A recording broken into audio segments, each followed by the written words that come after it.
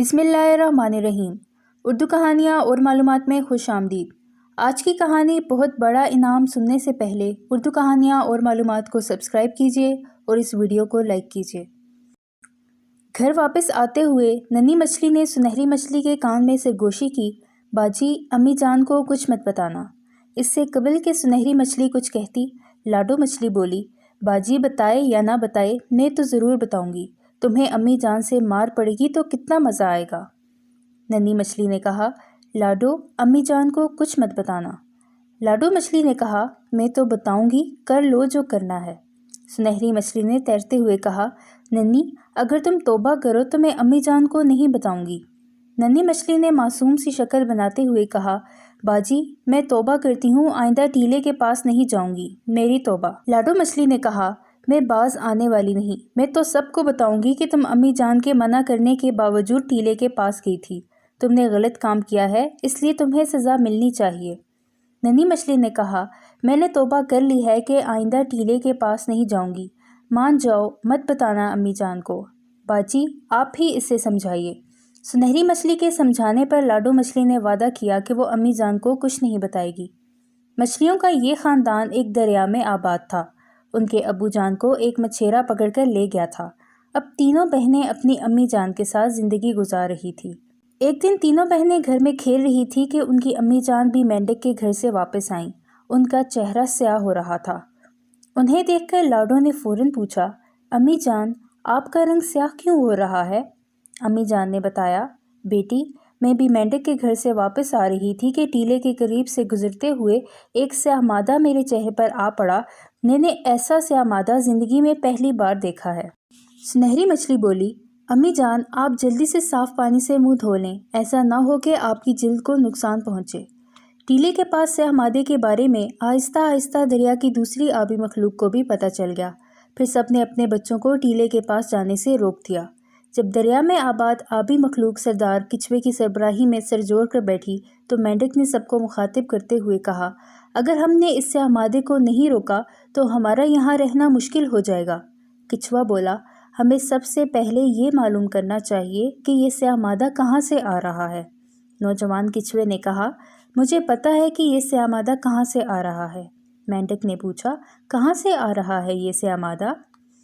نوجوان کچھوے نے بتایا، پرسوں میں ٹیلے کے پاس گیا تو کنارے پر بیٹھے چند مچھیرے آپس میں گفتگو کر رہے تھے کہ اب یہاں جال ڈالنا بیکار ہے، کیونکہ کارخانے سے خارج ہونے والے زہریلے سیاہ مادے سے مچھلیاں یا تو مر جائیں گی یا وہ ادھر کا رخ نہیں کریں گی۔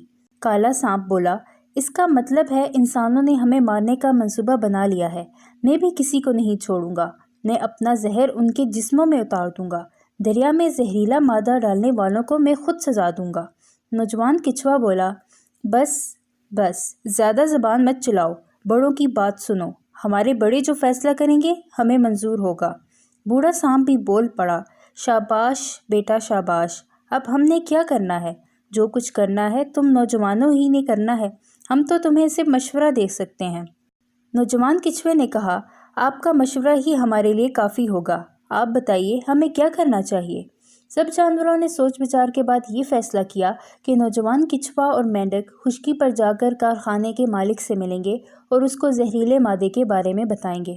اگلے ہی دن دونوں پانی سے نکل کر دریا کے کنارے آ گئے۔ انہوں نے جیسے ہی خشکی پر قدم رکھا، لڑکوں کی ایک ٹولی کی نظر دونوں پر پڑی۔ لڑکے ان کی طرف لپکے، دونوں گھبرا سے گئے۔ لڑکوں نے چند لمحوں ہی میں ان کے گرد گھیرا تنگ کر لیا۔ نوجوان کچھوے نے خوف کے مارے گردن کھول کے اندر کر لی تھی۔ مینڈک چلایا، کچھوے بھیا مجھے بچاؤ۔ یہ سن کر نوجوان کچھوا خاموش ہی رہا۔ مینڈک بچاؤ بچاؤ کا شور مچاتا رہا مگر لڑکے اسے پکڑنے میں کامیاب ہو گئے۔ مینڈک اب ایک ٹین کے ڈبے میں قید ہو چکا تھا۔ ڈبے میں گھپ اندھیرا تھا۔ اسے کبھی کبھی لڑکوں کے کہکوں کی آوازیں سنائی دیتی تھیں۔ ادھر نوجوان کچھوا ایک حکیم کے ہتھے چڑھ گیا۔ حکیم کچھوے کو پکڑ کر بہت خوش دکھائی دیتا تھا۔ نوجوان کچھوے نے جب بھاگنے کی کوشش کی تو کچھ نوجوانوں نے اسے پتھر مار کر زخمی کر دیا تھا۔ وہ زخمی نہ ہوتا تو شاید بھاگ جاتا، مگر اب اس کے لیے رینگنا مشکل ہو رہا تھا۔ چنانچہ وہ حکیم کے ہاتھ آ گیا۔ دونوں نے سوچا تک نہ تھا کہ ان کے ساتھ ایسا ہوگا۔ نوجوان کچھوا حکیم کے مطب میں اور مینڈک ایک اسکول کی بائیولوجی لیب میں پہنچ چکا تھا۔ لڑکوں نے جب مینڈک اپنے سائنس کے استاد کے سپرد کیا تو انہوں نے مسکرا کر کہا، مینڈک تو بہت خوبصورت لائے ہو، اسے کہاں سے پکڑ کر لائے ہو؟ فرحان بولا، سر یہ مینڈک ہم نے دریا کے کنارے سے پکڑا ہے۔ سر نے کہا، ہم کل مینڈک کا آپریشن کر کے اس کے اندرونی نظام کا مطالعہ کریں گے۔ ماسٹر صاحب کی زبانی آپریشن کا لفظ سن کر مینڈک کو جھرجھری سی آ گئی۔ اس کی زندگی ختم ہونے میں صرف ایک دن رہ گیا تھا۔ اس کی آنکھوں تلے اندھیرا۔ لڑکے جب اپنی اپنی جماعتوں میں چلے گئے تو مینڈک نے ماسٹر صاحب کو مخاطب کیا، ماسٹر صاحب میں آپ سے کچھ کہنا چاہتا ہوں۔ ماسٹر صاحب مینڈک کو بولتا دیکھ کر حیران رہ گئے۔ انہوں نے کہا، کہو کیا کہنا چاہتے ہو؟ مینڈک نے کہا، آپ مجھے ایک دن کی مہلت دے دیں، میں خشکی میں ایک مقصد کے لیے آیا ہوں۔ ماسٹر صاحب نے پوچھا، کیسا مقصد؟ مینڈک نے کہا، دریا سے کچھ فاصلے پر واقع ایک کارخانے سے سیاہ مادہ دریا میں گر رہا ہے۔ اس مادے کی وجہ سے ہمارا زندہ رہنا مشکل ہو گیا ہے۔ دریا کا پانی آہستہ آہستہ زہریلا ہوتا جا رہا ہے۔ سردار کچھوے نے مجھے اور کچھوے کو کارخانے کے مالک کو سمجھانے کے لیے بھیجا ہے۔ ہم ابھی دریا سے نکلے ہی تھے کہ پکڑے گئے۔ آپ اگر مجھے ایک دن کی مہلت دیں تو میں کارخانے کے مالک سے ملاقات کر لوں گا۔ میں وعدہ کرتا ہوں کہ کل صبح تک واپس آ جاؤں گا۔ مینڈک نے ساری بات ماسٹر صاحب کو بتا دی۔ ماسٹر صاحب نے اس سے پوچھا، تم سچ بول رہے ہو کہ کل تک واپس آ جاؤ گے؟ مینڈک نے کہا، جی میں سچ کہہ رہا ہوں، آپ کو مایوسی نہیں ہوگی، میں کل آ جاؤں گا۔ ماسٹر صاحب نے کہا، اچھا تو پھر جاؤ۔ ماسٹر صاحب نے ڈبے سے مینڈک کو نکال کر آزاد کر دیا۔ مینڈک خود کو بہت ہلکا پھلکا محسوس کر رہا تھا۔ وہ پھدکتا ہوا کارخانے کی طرف چل پڑا۔ دوسری طرف حکیم نے جب کچھوے کے خول کو ادویات کا حصہ بنانے کی کوشش کی تو اس نے بھی مینڈک کی طرح سارا ماجرا حکیم صاحب کو بتا دیا۔ کچھوے نے بھی ایک دن کی مہلت کے لیے فریاد کی۔ حکیم صاحب نے اس کی بات سن کر کہا، کیا تم واقعی ایک دن بعد واپس آ جاؤ گے؟ کچھوے نے کہا، میں واقعی ایک دن بعد واپس آ جاؤں گا۔ میں مرنے سے پہلے دریا میں بسنے والی آبی مخلوق کے لیے کچھ کرنا چاہتا ہوں۔ میرے سمجھانے پر شاید کارخانے کا مالک کارخانے سے نکلنے والا زہریلا سیاہ مادہ دریا میں پھینکنا بند کر دے۔ حکیم صاحب نے کہا، جاؤ تم کل تک کے لیے آزاد ہو، میں کل اسی جگہ تمہارا انتظار کروں گا۔ کچھوے نے کہا، حکیم صاحب میں کل اسی جگہ آ جاؤں گا۔ یہ کہہ کر کچھوا رینگتا ہوا متب سے نکل گیا۔ چند گھنٹوں بعد دونوں کارخانے کے بڑے دروازے کے سامنے کھڑے تھے۔ دونوں ایک دوسرے کو دیکھ کر بہت خوش ہوئے۔ دونوں کو ایک دن کی مہلت ملی تھی۔ ان کے ذہن میں یہ بات تھی کہ اپنے مقصد کے حصول کے لیے زندگی قربان کرنا ہی زندگی کا حاصل ہے۔ ان کے پاس صرف ایک دن کی مہلت تھی۔ انہوں نے اسی ایک دن میں دریا میں بسنے والی آبی مخلوق کے لیے کچھ کرنے کے ساتھ ساتھ اپنا وعدہ بھی نبھانا تھا۔ دوسرے دن انہیں اپنے اپنے ٹھکانے پر واپس بھی جانا تھا۔ تھوڑی دیر بعد وہ کارخانے کے مالک عامر کے سامنے موجود تھے۔ عامر کچھوے اور مینڈک کو اپنے آفس میں دیکھ کر اپنے ملازم پر چڑھ دوڑا۔ عامر نے غصے میں کہا، تم یہاں ہر وقت مکھیاں مارتے رہتے ہو۔ کچھوا اور مینڈک کس طرح میرے آفس میں آ گئے ہیں؟ آج جاپان سے آئے ہوئے ایک وفد سے بہت اہم میٹنگ ہے۔ انہوں نے میرے آفس میں کچھوے اور مینڈک کو دیکھ لیا تو کتنا برا ہوگا۔ چلو انہیں فوراً اٹھا کر باہر پھینکو۔ ملازم نے ڈرتے ہوئے کہا، جی سرکار، میں ابھی انہیں باہر پھینکتا ہوں۔ یہ کہہ کر ملازم آگے بڑھا تو کچھوا بولا، ہمیں باہر مت پھینکو۔ ملازم نے کہا، سرکار، بھوت جن کچھوے کی صورت میں آفس میں آ گیا ہے۔ مینڈک نے کہا، صاحب ہماری بات سن لیں۔ مینڈک کی بات سن کر ملازم چیخ مار کر آفس سے باہر چلا گیا۔ عامر آنکھیں پھاڑ پھاڑ کر کچھوے اور مینڈک کو تک رہا تھا۔ عامر نے ڈرتے ہوئے ان سے پوچھا، کون ہو تم لوگ، جن ہو یا بھوت ہو؟ کچھوا بولا، ہم جن بھوت نہیں ہیں، ہم دونوں دریا سے آئے ہیں۔ اب عامر کا خوف قدرے کم ہو چکا تھا۔ اس نے پوچھا، میرے آفس میں کیوں آئے ہو؟ مینڈک نے کہا، ہم آپ کے پاس ایک فریاد لے کر آئے ہیں۔ عامر نے مینڈک کو گھورا اور پوچھا، کیسی فریاد؟ مینڈک نے کہا، ہماری فریاد یہ ہے کہ آپ ہمیں زندہ رہنے دیں۔ عامر نے کچھوے کی بات بھی مکمل نہ ہونے دی اور پوچھا، کیا مطلب؟ مینڈک نے کہا، آپ ہمیں زندہ رہنے دیں، آپ نے ہمیں مار ڈالا تو زندہ آپ بھی نہیں رہیں گے۔ عامر کو کچھ سمجھ نہیں آ رہی تھی۔ اس نے پوچھا، میں سمجھ نہیں پا رہا کہ تم کیا کہنا چاہتے ہو، کھل کر بات کرو۔ کچھوا جذباتی انداز میں بولتا چلا گیا۔ اس نے کہا، آپ کے کارخانے سے جو زہریلا فاضل سیاہ مادہ دریا میں ڈالا جا رہا ہے، اس سے دریا میں بسنے والے آبی مخلوق کا زندہ رہنا مشکل ہو گیا ہے۔ سیاہ مادے سے آبی مخلوق بیمار ہوتی جا رہی ہے۔ دریا کا ٹیلا ہمارے بچوں کی واحد تفریح گاہ تھی۔ کارخانے سے نکلنے والے سیاہ مادے نے بچوں سے یہ اکلوتی تفریح گاہ بھی چھین لی ہے۔ آبی جانوروں نے اپنے بچوں کو ٹیلے کے پاس جانے سے منع کر دیا ہے۔ سیاہ مادہ آہستہ آہستہ سارے دریا میں پھیلتا جا رہا ہے۔ خوددارا اس زہریلے مادے کو روکیے، ورنہ دریا میں بسنے والی آبی مخلوق میں سے کوئی زندہ نہیں بچے گا۔ عامر نے کہا، اچھا تو یہ بات ہے۔ اب مینڈک کے بولنے کی باری تھی۔ اس نے کہا، آپ سیاہ مادے کو دریا میں مت ڈالیں، آپ کے بھی بچے ہوں گے۔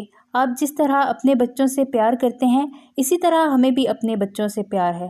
آپ زہریلے سیاہ مادے کو اپنے کارخانے میں ٹھکانے لگا دیں تو زیادہ مناسب رہے گا۔ عامر نے کہا، تم دونوں نے میری آنکھیں کھول دی ہیں۔ میں نے کارخانے کا فاضل زہریلا پانی دریا میں ڈال کر بہت بڑی غلطی کی ہے۔ میں اب آئندہ یہ غلطی نہیں کروں گا۔ عامر نے فوراً اپنے مینیجر کو بلا کر کہا، کارخانے میں ہونے والے کام کو فوراً روک دیا جائے۔ عامر کے اس حکم سے کارخانے میں کام کرنے والے سبھی مزدور سوالیہ نشان بن گئے تھے۔ عامر نے ان سب کو بتایا کہ جب تک کارخانے سے نکلنے والے فاضل زہریلے مادے کو ٹھکانے لگانے کا کوئی بندوبست نہیں ہو جاتا، کارخانے میں کام نہیں ہوگا۔ عامر نے کچھوے اور مینڈک سے وعدہ کیا کہ وہ اپنے کارخانے میں ری پروسیسنگ پلانٹ لگائے گا، جس سے کارخانے کا سیاہ مادہ دریا میں ڈالنے کے بجائے کارخانے ہی میں ٹھکانے لگایا جا سکے گا۔ کچھوا اور مینڈک کارخانے سے نکلے تو بہت خوش تھے۔ وہ دریا سے کچھ فاصلے پر تھے۔ اب وہ اپنے کیے وعدے کی وجہ سے دریا میں نہیں جا سکتے تھے۔ وہ سورج غروب ہونے تک ایک جھاڑی میں چھپ کر بیٹھ گئے۔ جب سورج غروب ہوا تو وہ دریا کے کنارے آ گئے۔ اب وہاں اکا دکا لوگ تھے۔ دریا کو دیکھ کر ان کی آنکھوں میں آنسو آ گئے تھے۔ دونوں وعدے کی زنجیر میں بندھے ہوئے تھے۔ انہوں نے رات دریا کے کنارے ہی گزاری۔